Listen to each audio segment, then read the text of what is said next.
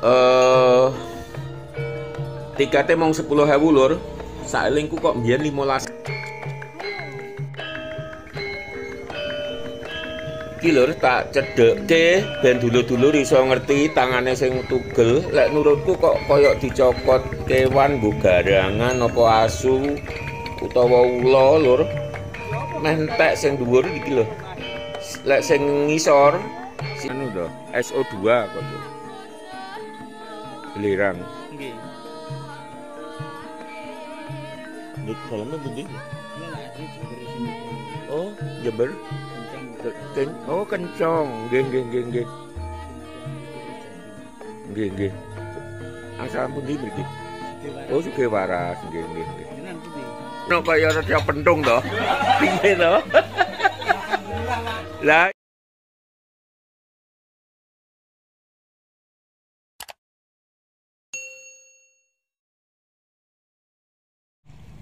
Assalamualaikum warahmatullahi wabarakatuh. Piye kabare dulur-dulur kabeh? Muga-muga tansah sehat lan lancar rezekine. Kanggo dulur-dulur sing durung subscribe, monggo enggak subscribe supaya aku tambah sregep gawe video. Lur iki aku nang nggone pusat nanas, lokasine nang Desa Ngancar perbatasan karo Sugih Waras. Dina iki dulur-dulur bakal takjak nang nggone kawasan wisata Gunung Kelut. Rodok detail lur kiko, aku bakal sampai nuju puncake. Biasanya aku kan mung sampai parkiran terus ngopi ngono ya kiko, gak usah khawatir. Dulur-dulur bakal takjak nang nggone puncak Gunung Kelut. Konsekuensine mesti wae videone bakal dawa lur. Mergo ya pancen akeh sing iso diceritakake neng puncak Gunung Kelut lur. Gerbang masuk Desa Sugih Waras, Kecamatan Ngancar, Kabupaten Kediri dulur-dulur. Jadi kawasan wisata Gunung Kelut ki lokasine tepate neng Desa Sugih Waras, Kecamatan Ngancar, Kabupaten Kediri. Jarake saka Kediri ya kurang luwih 30 utawa 30 km lur. Ora adoh. Dadi umpama sepedaan ngono ya ora pati kesel lur. Ke lokasi desa-desa kang nyedhaki Gunung Kelut ki asri kondisine wit-witan komoditas koyok cengkeh, duren kuwi bab sing lumrah neng kawasan kene lur. Dadi yen musim duren ngono kene iki termasuk salah siji pusate. Terus yen musim cengkeh, ambune cengkeh kuwi nyang apa awak seger ngono lho lur. Ki mau bareng liwati GKJW Gereja Kristen Jawi Wetan Sugih Waras kang adep-adepan karo masjid. Yen wis teko kene cedhak banget lur, jalake paling 1 kilo saka gerbang Gunung Kelut.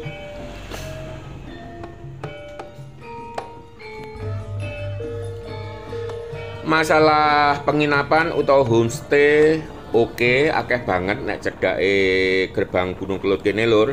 Terus kuliner-kuliner uga macem-macem lur. Salah siji utamane ya nanas mau. Terus keloro kopine, kopi Gunung Kelut. Memang sejatine Gunung Kelut ki salah siji perkebunan, bagian kawasan perkebunan. Lah komoditas kopi kuwi salah siji sing dadi komoditas utama lur. Teras Margomulyo. Margomulyo kuwi dusun uga perkebunan. Ngarep kuwi lur, tikete biasanya aku rene kan mesti sore kuwi wis gak bayar. Dadi sak dhuwure jam 5 kuwi wis gak dijogo ke lur. Pengen ngerti tikete ayo dicek lur. Kiri jalan ki ya pusat kulineran lur, warung kopi, makanan-makanan. Ana 8 apa 10 warung lur.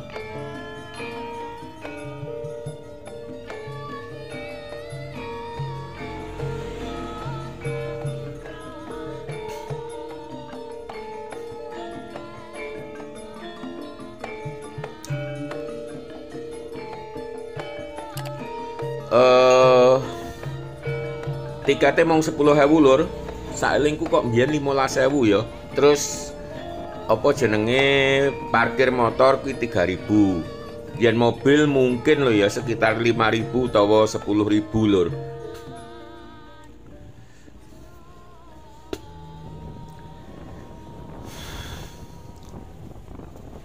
Kayak ngene iki kondisi dalan nuju Gunung Kelut, nuju puncake maksudku. Lumayan lur, luwih saka cukup kanggo mobil apa maneh motor was-was lur. Cuman mengko yen bar parkiran ki rada ana tanjakan sing cukup curam. Ning yen saka kene ngantek parkiran ki ya lumayan lur, ora nemen-nemen ngono lho curame.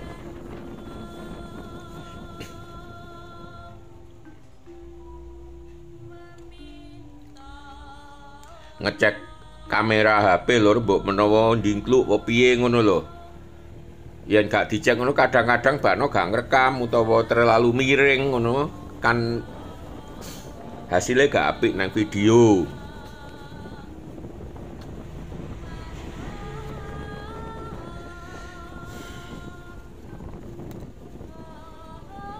Dalan kembar tikungan lur. Ki mbiyen apik lur, ketel maksudku kembang-kembange. Saiki yo sik lumayan ning ora sak koyo ketel koyo mbiyen ning tetep resik lur. Cuman kok rasanku kok sepi banget ya, apa mergo aku kawangan ya budalku ki mau. Lah kiri jalan kuwi Kampung Magersari. Mesti wae masuk wilayah Desa Sugihwaras lur, Dusun Magersari. Kawasan sing biasane dinggoni masyarakat kang kerja nek perkebunan. Diarani dusun utawa Kampung Magersari.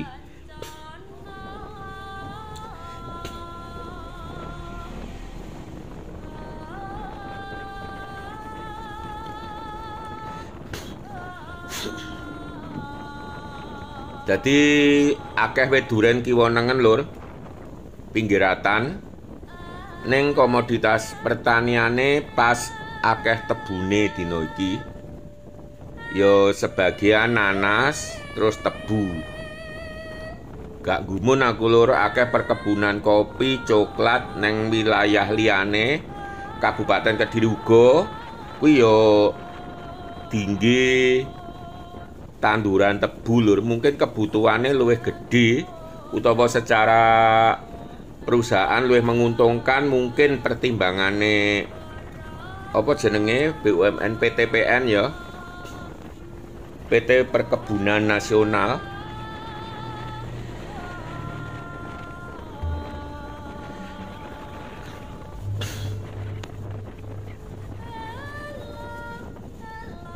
Biyen ngiwonengeni akeh wahana-wahana lur, cuma keterak pandemi tahun 2020 kae wahana-wahana kang reno-reno jane akeh banget sepanjang jalan. Oke sing tutup lur amarga gak terawat. Terus bar kuwi wis gak dikunjungi maneh. Termasuk kafe-kafe nang beberapa titik ya padha tutup sanajana wektu kuwi kafene gede banget lur. Tujuan utama pengunjung kan memang nomor 1 puncak Gunung Kelut, kawah. Yen-yen pernah ono anak Gunung Kelut ketika letusan terakhir 2014 iku akhirnya kena erupsi. Lah anak Gunung Kelut kuwi akhirnya hilang maneh dadi kawah saiki.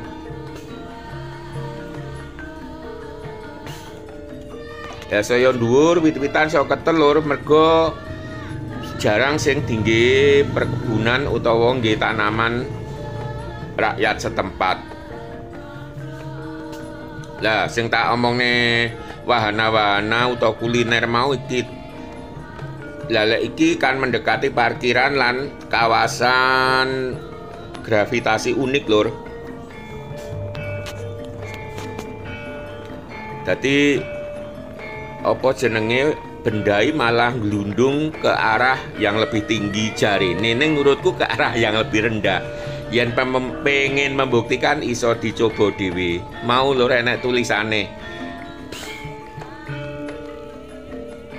Lah biasanya ono kafe-kafe ngene iki ono view-view tertentu sing apik banget. Lah contone perbukitan ngarep iku lur.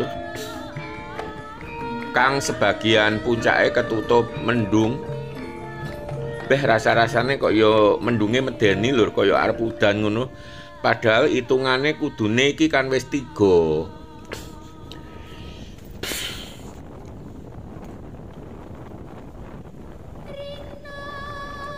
Oh iya, biasanya kan aku mau sampai parkiran utawa titik-titik sing akeh kafene mau lur. Kono mau sing sik tak diliwati utawa engko dhuwur kuwi ana parkiran mandek nek kono terus ora bablas munggah. Kan biasanya aku yen rene iku wis rada sore lur. Dadi teko kene kadang-kadang jam 4, setengah 5. Dadi ya diluk maneh kan wis peteng ki lur, parkiran mobil motor ya oleh parkir nang kene. Sanajana sejatine motor sik oleh munggah maneh lur. Loh, rame lur. Deloken mobile belasan terus yen motor-motor sing nang kene jumlahe ya puluhan. Terus warung-warung cukup akeh ngiwonengen ya nang sekitare parkiran lur. Iso dipirsani yen ceritane pancen akhir minggu, Sabtu, Minggu utawa hari libur mesti rame.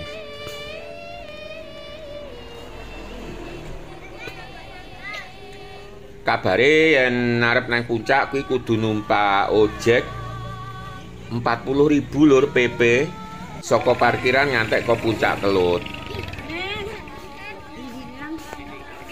Yen jarake saka parkiran nang puncak ya sekitar 4 utawa 5 km lur kurang lebih. Lagi lur sing seragam abang-abang rompi abang lho tukang ojeke. Engko tak golek info lek aku wis ngojek piro jumlahe tukang ojek. Tak delok kok akeh men jumlahe imbang karo pengunjung sing nang kene maksudku. Ketinggian 1731 meter di atas permukaan laut, cukup dhuwur lur lan memang adem yen wis teko kene. Kayak ngene iki lur situasi oke kethek-kethek lur. Kasih. Kasih.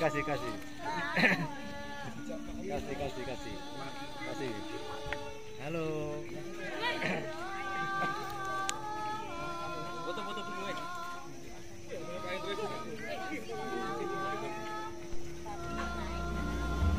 Sing ngusil iki sikile kari loro lur, sing tengen tok sing kiwa sikile loro karo ceklek lur.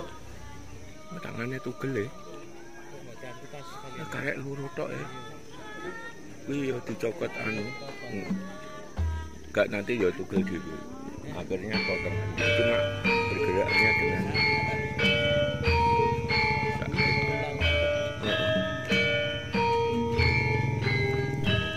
tak zoom lur ben ketok dulur-dulur sing tak critakne tangane ceklek loro sisih kiwa lho. Sing dhuwur meh ilang kabeh, sing ngisor saka ngantek dengkul lur.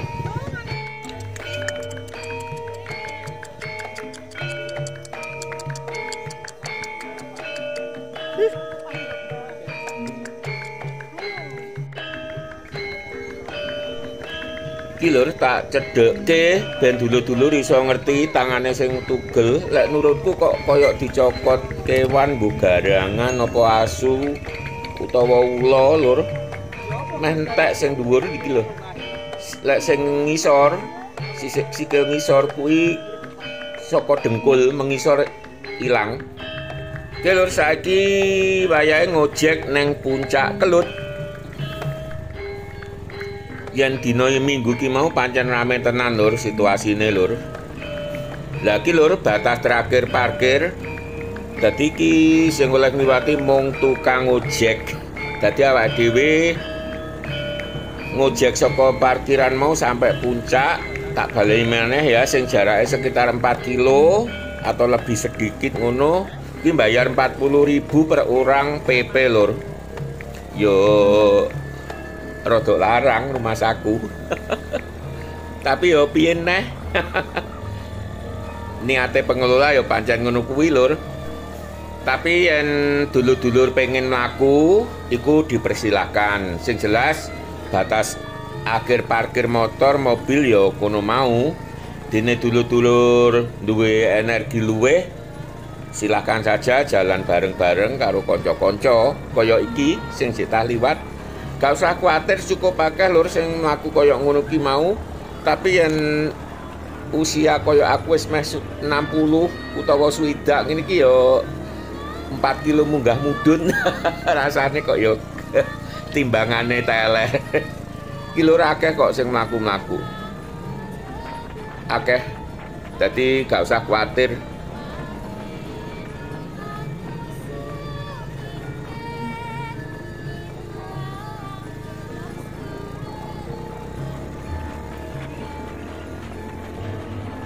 Ki yo mlaku wong loro ngarep iki.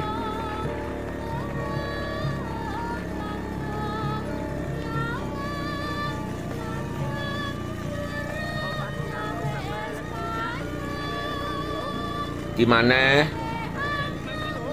Tapi rata-rata cah enom lur sing mlaku.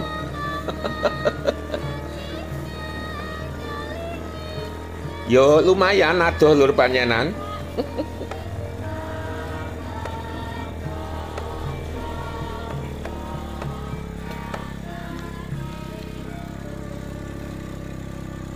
Pancen mulai parkiran mau iku jalane nikung-nikung terus tanjakan niku cukup tajam lur dibanding karo sing sadurunge parkiran. Pertama-tama mau lho sing awake lagi munggah. Engko lek wis munggah dhuwur ngono mudhun ki ya. Ki wis mulai mudhun lur awake dhewe. Pemandangane eksotis banget lur. Sebagian perbukitan ketutup mendung lur ngarep.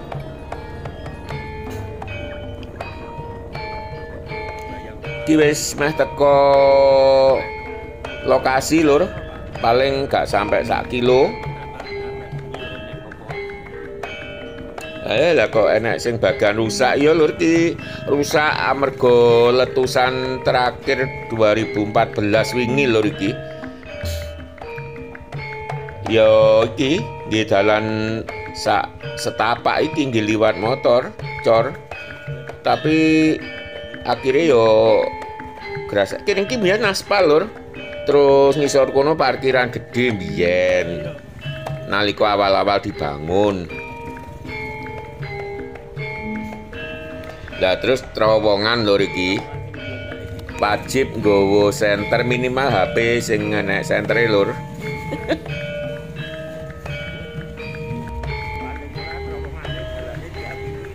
Tara wis teko gone lur iki. Gunung Kelut. Iki didudune. Nggih. Nuwun Mas. Bareng-bareng Bulika, foto Bulika. Foto Bulika bareng-bareng Bulika. Ya ada namanya tadi. Foto Bulika. Jelas ya keren 10.000. Kar Bulika.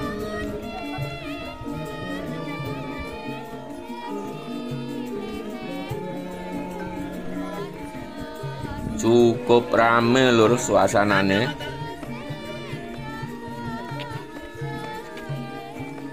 Pak. Nggih. Napa enten yang sugih. Iki medun saged mboten, Pak? Oh, alah. Sabane Oh, ada kandungannya anu to, SO2 kok tuh. Belirang. nggih. Di dalamnya begini. Ini lah asli Jember sini. Oh, Jember. Kencang. Oh, kencong. Nggih. Nggih. Asal pundi mriki? Oh, Sugih Waras. Nggih. Jenengan pundi?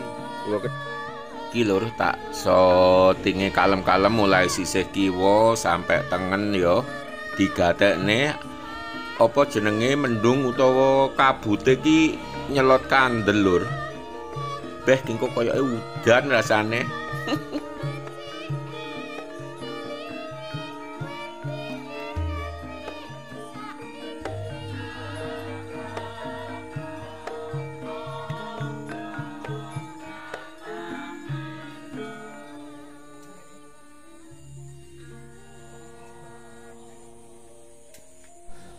Oh ya, infone saka bapak-bapak sing tak takoni mang salah siji petugas kawasan iki yen sura ana acara larung sesaji neng kawah mau lur. Dadi dulur-dulur iso lunga mrene kanggo nonton acara iku.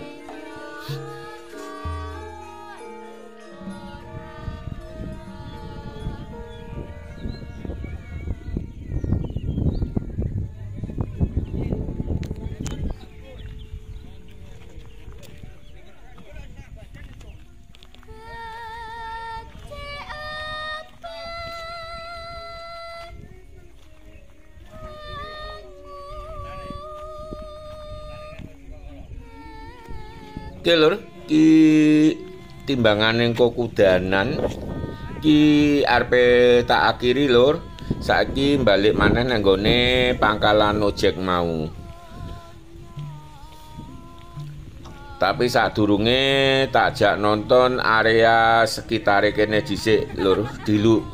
Iki lho lur kaya puncak sing menarik banget iki kanggoku ya.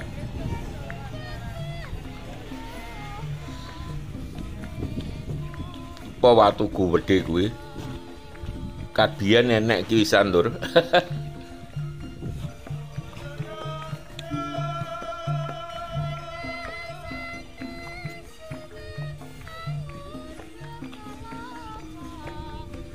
Kediri berbudaya.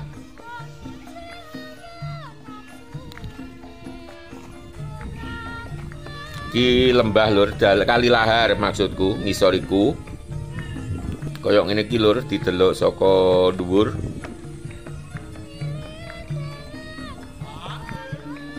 Oke, saiki nanggone pangkalan ojek mau lur.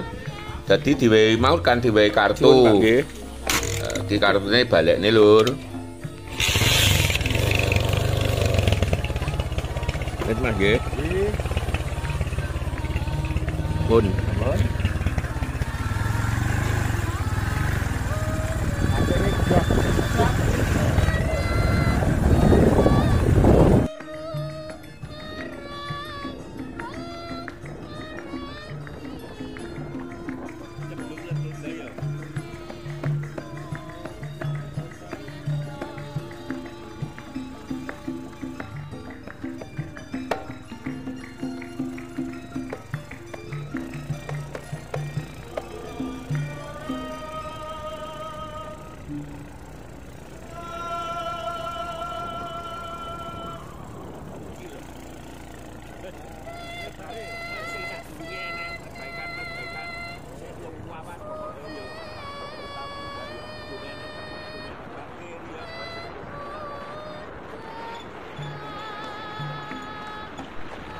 Delok lur ngarepe tanjakane.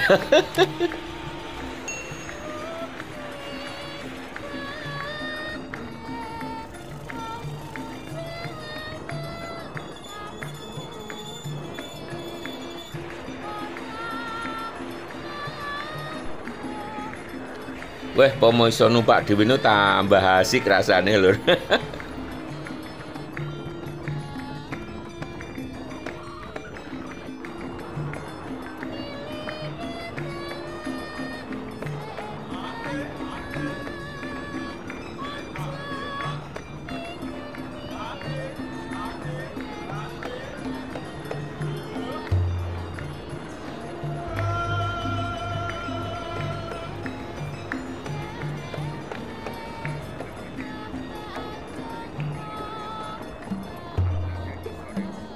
Wis meh teko parkiran maneh lur iki. Jadi motor ya oleh rene tapi iki batas akhir lur.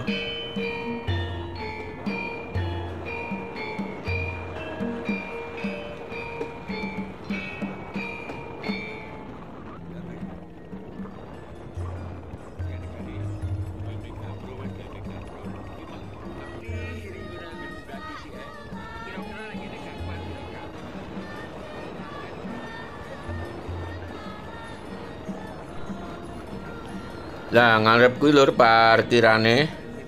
Wis teko maneh lur.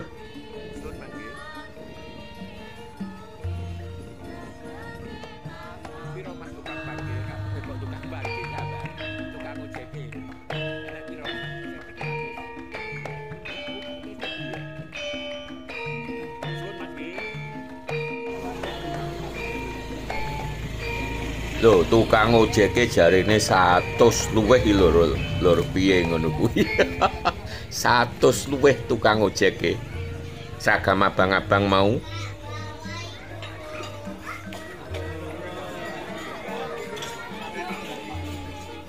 Bu, kopi hitam tanpa gula. Ayo. Nggih, satu tanpa gula. Kopine napa Bu niku? Nggih, nggih. Oke, lek mboten kula tekoki bae kapal api. Rasane koyo lemah e. Nggih. Nggih, nggih lek kopine piyambak pun ngertos.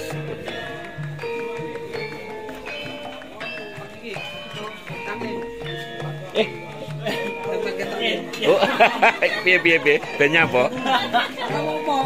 Lebu YouTube kok. Lebu YouTube, Mas. Oh, wong gantenge koyo ngono kaya rada pentung to. Piye to? Lah iya.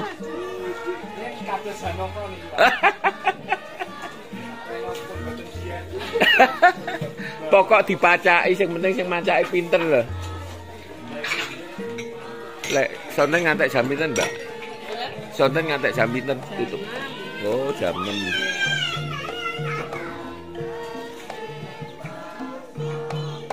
Karepku nggawa sangu tahu isi tak saki. Mbah roh kethek kuwi mang gak mentolo tak buka tak pakane. Beh. Ya angel golek pakan yo lek ngono kuwi. Nggih, lha nggih. Napa? Nggih, lha nggih, lek gak nguwasane no. Nggih, nggih. Tapi ketheke anu gak apa jenenge gak galak ngono lho. Nggih suwun. Iki lur kopi kelut asli, kopi Gunung Kelut tanpa gula. Dilersik lur ben adem, sanajane jane dijane dilungkas adem cuma kemang kan suwi gak ngopi wis kemecer rasane.